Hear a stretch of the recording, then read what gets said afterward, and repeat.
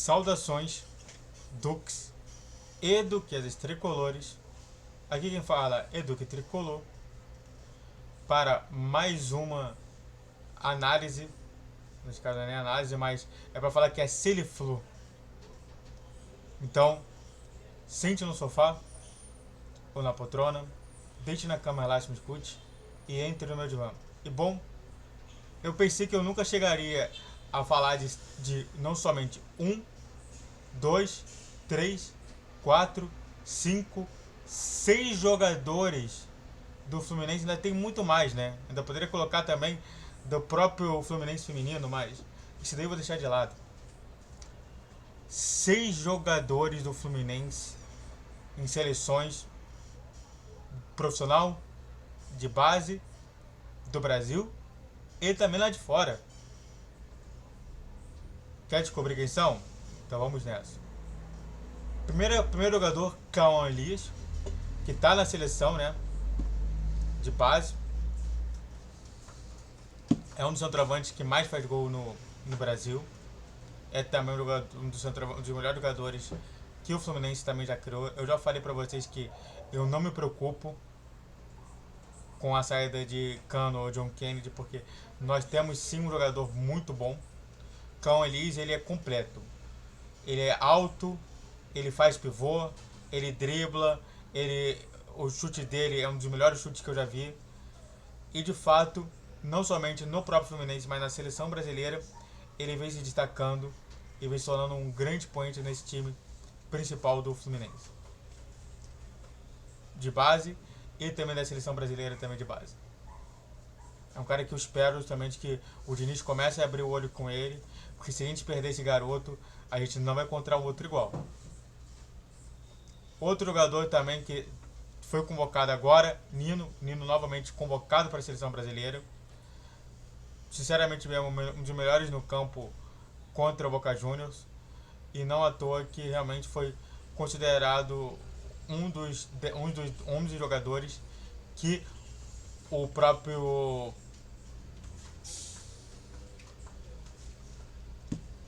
que o próprio que a própria Conmebol Libertadores colocou como um dos melhores. Não é à toa que o Nino é um jogadorzaço. Eu não vejo ninguém próximo a ele de nível futebolístico de zagueiro de brasileiro. Fora aí a gente pode falar de um Rudiger, de outros jogadores interessantes ali que você pode observar. O próprio o próprio Van Dijk. Então, imagina você ter um jogador desse nível. E por último, mas não tão menos importante, André, que também já está convocado de novo. Espero que o Diniz faça o certo e coloque o André no time titular da seleção brasileira.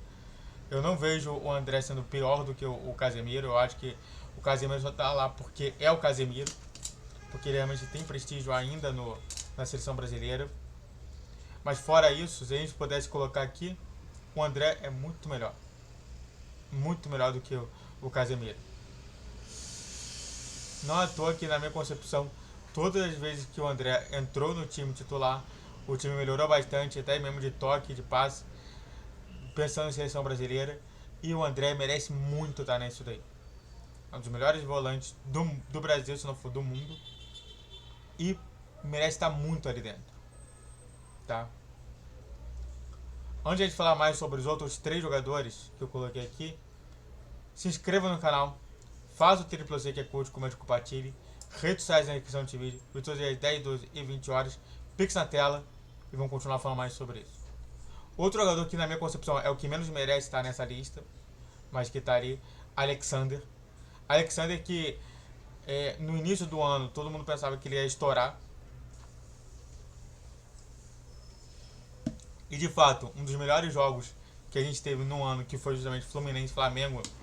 Eu só quero saber se ele estava no time titular ou não. Calma aí. Flamengo versus Fluminense 4-1.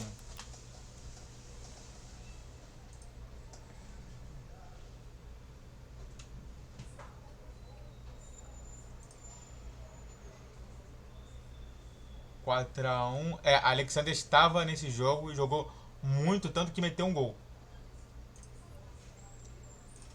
E na minha concepção, eu não acho que a gente... É aquilo, né? Todo mundo fala assim, a gente tem que contratar por conta do momento ou por conta de um espaço gigante. E na minha concepção, de momento.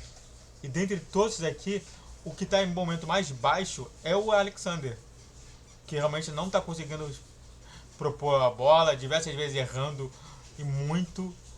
E de fato eu pensaria em um outro jogador. Claro que se não tiver outro jogador melhor do que ele, eu colocaria ele. Então vamos dar uma observada sobre isso, vamos ver se ele vai continuar na seleção. Eu torço muito para esse garoto, mas nesse momento eu não colocaria ele na seleção de base do Brasil. Outro jogador que para mim, na minha concepção, merece estar muito mais na própria seleção profissional do que na seleção de base, John Kennedy.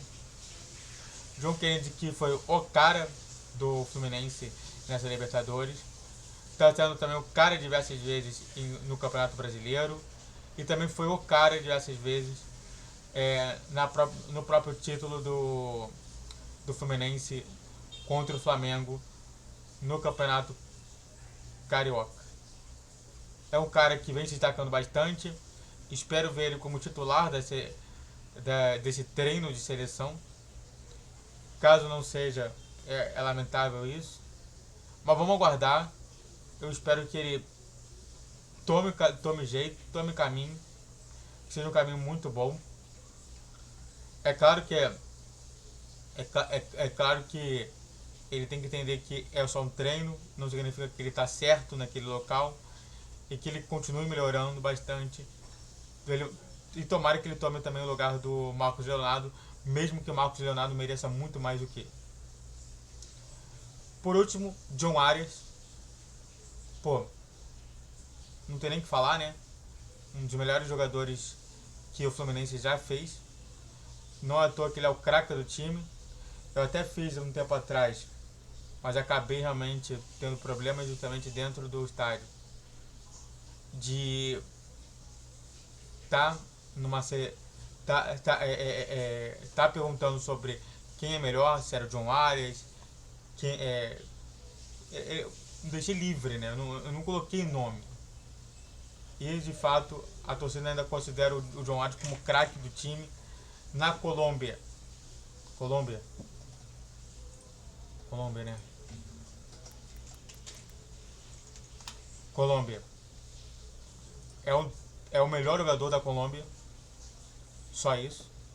E de fato, diversas vezes, quando a bola vai pro gol, o John Arias é o participante disso. E o mais interessante é que Brasil e Colômbia, né, é o próximo jogo, né, da seleção brasileira. Exatamente isso. Quinta-feira, 16h11, vamos ver Brasil e Colômbia, John Arias de um lado contra Diniz do outro. Vai ser interessante isso. Muito obrigado a todos que assistiram, eu fico por aqui. Se inscreva no canal, faça o trilho para você que é curte, comente, compartilhe. Redes sociais na descrição do vídeo. Todos os dias 10, 12 e 20 horas. Pix na tela. E é Flu, saudações tricolores.